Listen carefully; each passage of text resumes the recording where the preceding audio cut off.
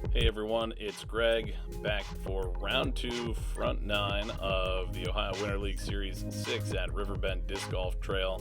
It's myself and James from Six Sided Discs out playing in our OWLS League Series where we sponsor CTP Mystery Box, in this case on hole 15. We're on hole 10, par 3, 355. James gets a big rip on this one and pushes way right, but hooks up at the end. He's got a decent shot.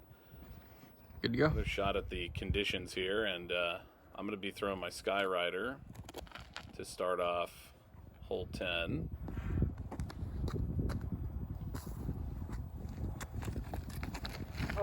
And there's nothing to call that but a whole lot of grip lock. I don't even know. And Yeah, go ahead. there's absolutely no route toward the basket from back in there, so I'm just left with a little pitch out forehand roller, which I thought was going to go like 2 feet into the fairway, and it goes all the way across.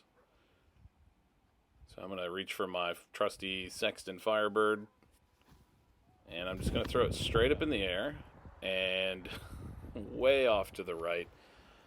And after a decent first round, this is not a good way to start the second round. We don't really have a break in this event, so you kind of bring your snacks, bring your drinks, maybe stop by your car for a minute, and then you keep going.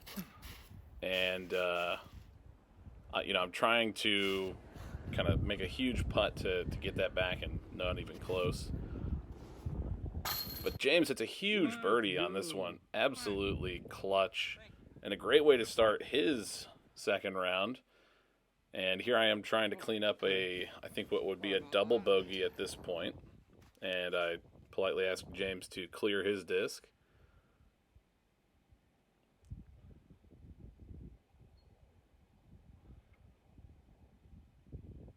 But there was no need to clear it because I missed. And that's going to be a tap-in triple bogey, which I guess James was kind to not film for me, so I didn't have to relive the entire thing.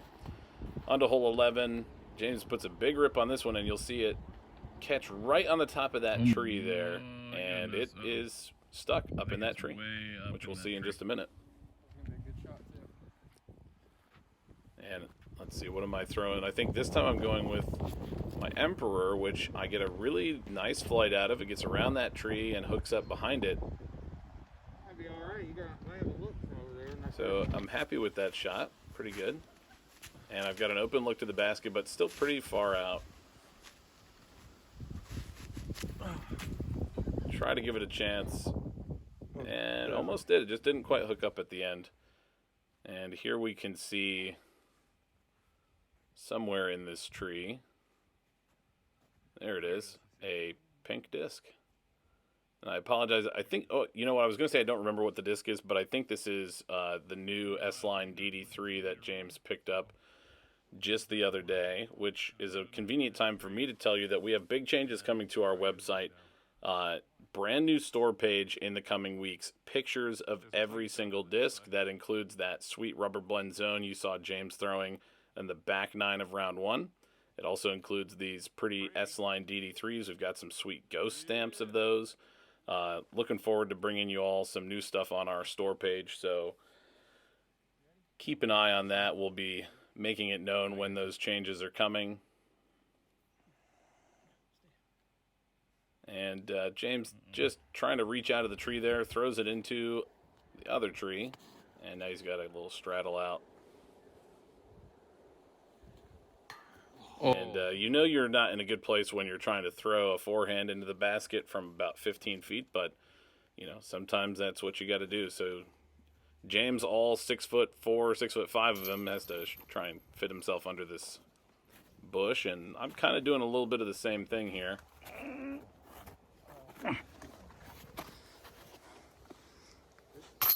There we go.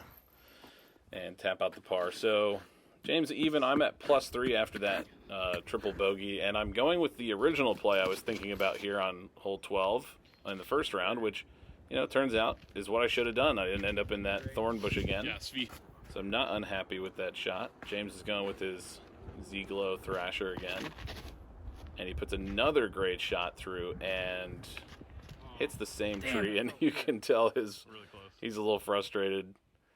throws 2 perfect shots and just catches 1 branch that keeps him from having a nice easy putt.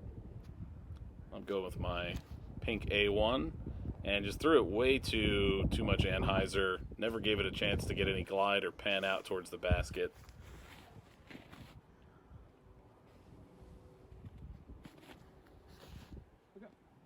James has got a lot more speed control than I do on his kind of backhand approach shots. Usually if I'm in that sort of range where he was, I'm going for like a long jump putt because I know I won't overshoot the basket. Let's go. And this was a big putt. I mean, that should have been something to kind of turn the momentum for me because I felt like I was going to miss it, and I made it, saved the par. And see if I can convert that momentum into something here on hole 13. And we're getting into a little bit of a backup. You can see ahead of us, the next group is going to help the group in front of them look for a disc. And frankly, that was a perfect shot with my flare until it hit that branch, and I said exactly as much after the camera turned off. Ready? Yes, sir. And I'm gonna kind of talk to James about this play because I'm curious. He threw so many really, really nice backhand turnover shots, and his forehands were kind of consistently coming out with some of that off-axis torque, that wobble, and kind of skying up in the air.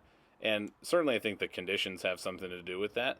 And I do know, because I know him well, that he does not rate his forehand very highly. And I think this hole kind of shapes better for his backhand turnover, which I think you'll see on the next hole. So let's, in the comments, give James some love on his backhand turnover and see if you can convince him to go for that shot when he knows he ought to anyways.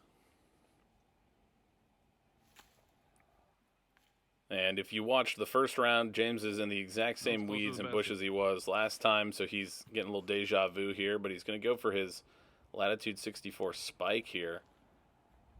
And he very nearly rings up a ridiculous anhyzer putt. He couldn't even see the basket from where he was standing, so that was a hugely impressive run at the pin from there. And again, if you saw the last round, this is where I was last time, and overshot it by a bit.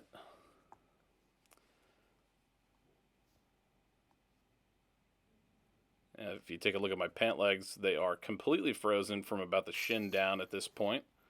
Luckily, the Adidas Terex are keeping my toes and my feet warm and dry, even though they are totally soaked on the outside.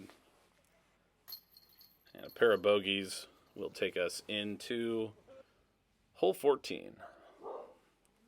One of the best tee pads on the course, frankly, which isn't saying much under the circumstances. And I'm going with my F5. Threw it just a little bit flat and got a decent turn on it and kicked a little tree back into the fairway. So still trying to learn that disc. James is reaching for his trusty Ziegler Thrasher again. That's one of his favorites, and he's, I think, exactly 1 foot behind my disc, as you can see. This is another of those sort of 400 and some foot straight narrow par 4s on this course, so the par is a little bit misleading. I think this is really going to play as a par 3 for most players, so we need to, and I think the course is going to average 3s on this. So I put a really nice forehand upshot with my A2 and should have an easy tap-in birdie, as James does as well, as we see from his point of view. And there's mine as well. So we're feeling pretty good. Coming back now to hole 15, where we have our CTP sign up. And I'm throwing my Emperor. This tee pad was really in my head again, and I skied it out of bounds. So that was... I want to blame the tee pad, but there's probably several factors.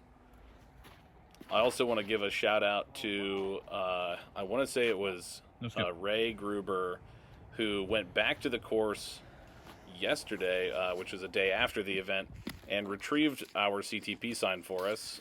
We were so delirious from playing in the cold that we left the sign at the course, and he's one of the locals there, picked it up for us. So thank you so much, Ray, and to everybody, Dennis, and the whole team that organizes these OWLS events. They're a lot of fun to play. We appreciate the opportunity to sponsor them this season, and we've got 2 more to do, and I think we'll try and get out and film those as well if we can. I'm trying to give that a bit of a run after throwing out of bounds, but was unsuccessful. James has got an outside look at a birdie here.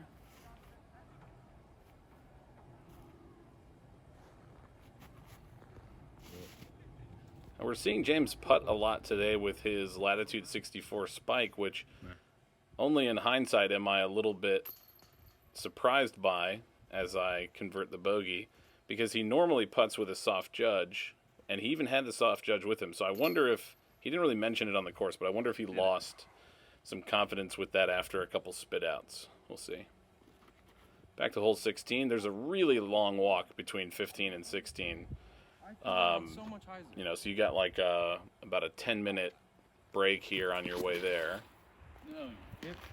And I would say neither of us are setting any, you know, highlights or anything here on the fairway of 16, but we're at least in the fairway.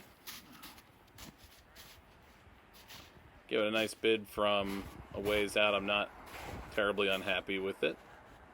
Should be an easy tap-in par for me.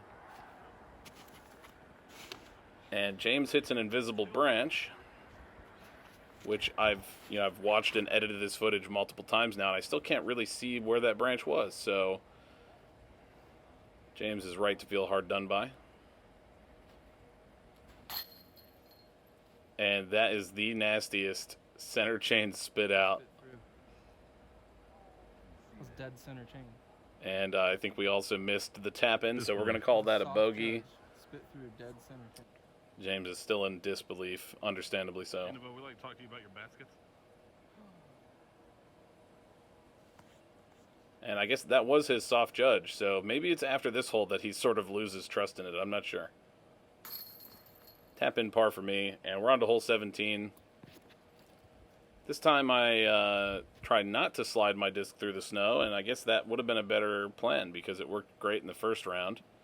The flare just didn't get a lot of glide there. And another great run from James. He gave it an ace run in the first round and picked up the CTP, and I think that's still his CTP flag there now in the second round.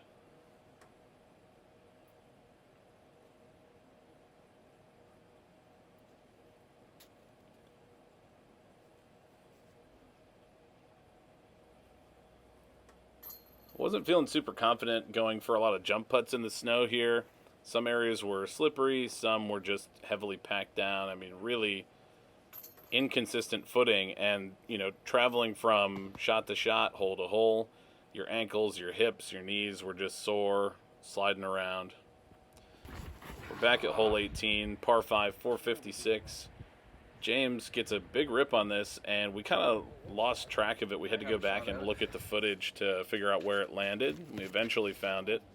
And I got another grip lock here, and as I talked about in the front 9 of round 1, very inconsistent ground play in the snow, so no skip that time. And I'm going to go with a thumber with my Discmania Active Premium Mentor. And it does kind of exactly what I wanted, to just get over that tree. I'm clearly excited about it because it's maybe, in my opinion, the first good shot I've thrown in a while. So you take what you can get in these conditions. And sometimes that's what you get. You get a disc that hooks on your finger when it's cold and wet. And I talked to James after this shot. He was just frustrated, and he was trying to laser beam that thing into the basket and threw it a bit long. So we are going to finish with a couple of putts and just no effort. And I think that kind of took the wind out of my sails. Not that I had a lot at that moment, but I felt like I put myself in birdie position. James is going to feel the same way after that spit out. That was just rough. And we got tap-ins for, you know, what it says it's a par and a birdie, but it feels like a bogey and a par. So we are at even for James, +3 for me in round 2, front 9.